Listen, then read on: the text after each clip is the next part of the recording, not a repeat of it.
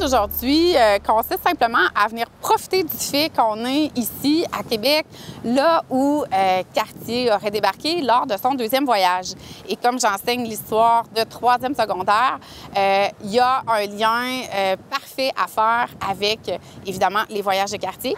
Alors, le rallye débute ici et vous allez avoir tout cet espace pour aller répondre aux questions qui vont vous être soumises dans un instant.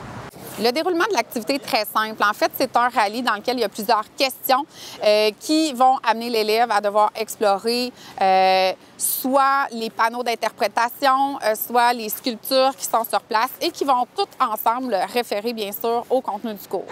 N'oubliez juste pas de lire là où ça prend des photos. Il y a 6 photos en tout à prendre. Évidemment, tu peux en prendre plus que ça. On joint tout simplement l'utile à l'agréable. On sort du cahier pour venir vraiment là où ça s'est passé. On est à go et je vous remets vos questions.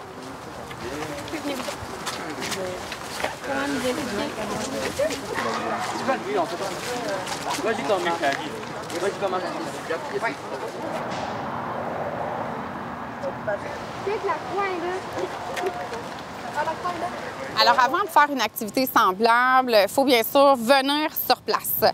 Alors, pour ma part, ça a consisté tout simplement en une prise de photos, mais j'ai vraiment tout pris en photo, les panneaux, les œuvres d'art, pour me permettre de retravailler plus tard, évidemment, là, avec l'ensemble des informations que ça contenait. Celle qui menait aussi à une quête, si on veut, parce que l'objet du rallye, c'est ça, c'est de faire un espèce de portrait ou d'essayer de refaire les 3 voyages de Cartier. Alors, c'est plus de préparation que ça en a l'air, justement, là, pour faire le tri de tout ça.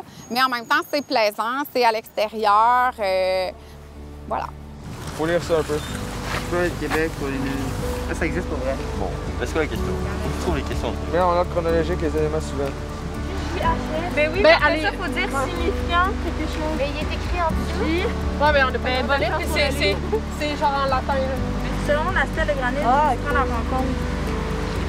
C'est une nation avocate ou récoltée. Alors, ce qui est important pour les élèves, c'est de juste les cadrer de façon très simple. Alors, le lieu de l'activité, vraiment bien ciblé. Alors, on sait l'espace dans lequel on joue, délimité dans le temps parce que, évidemment, tout a une durée dans le temps. Et de toute façon, ça fait partie de la contrainte qui fait que l'élève va se mobiliser et non pas s'égarer ni sur les lieux, ni avec le temps. Ce qu'ils viennent chercher d'abord et avant tout, c'est juste aller hors des murs.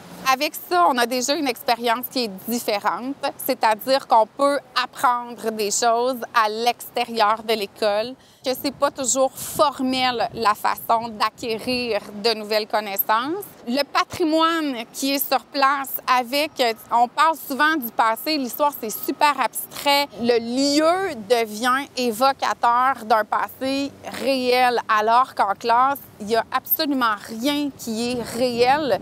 Tout doit être imaginé par l'enfant, alors que son bagage est souvent assez limité pour avoir une image du passé qui est cohérente. Émerion, Grande Hermine, Petite Hermine, c'est bon. La rue du fils de Donnacona. Quand le soleil sort, on est tellement bien en face. Votre implication, pour moi, elle est importante. J'espère que vous avez apprécié si vous n'étiez pas venu ou vous étiez juste venu ici pour vous entraîner. Bien là, au moins, vous êtes venu pour une autre raison. Et bien sûr, on va en reparler dans le cadre du cours, mais Cartier a réellement passé un hiver ici. Alors, durant son deuxième voyage, il a réellement passé l'hiver ici, donc au confluent des rivières Lairet, Saint-Charles. Peut-être que je fais partie des enseignants qui sont peut-être plus ouverts avec ce paramètre-là qui n'est pas confortable d'emblée. C'est-à-dire qu'il est possible que je prenne plus de temps que quelqu'un d'autre. Mais en même temps, je crois que c'est nécessaire pour vraiment bien ancrer les choses. Puis aussi, ouvrir les horizons chez l'élève comme chez l'enseignant. La classe, c'est un beau milieu, mais c'est pas autosuffisant.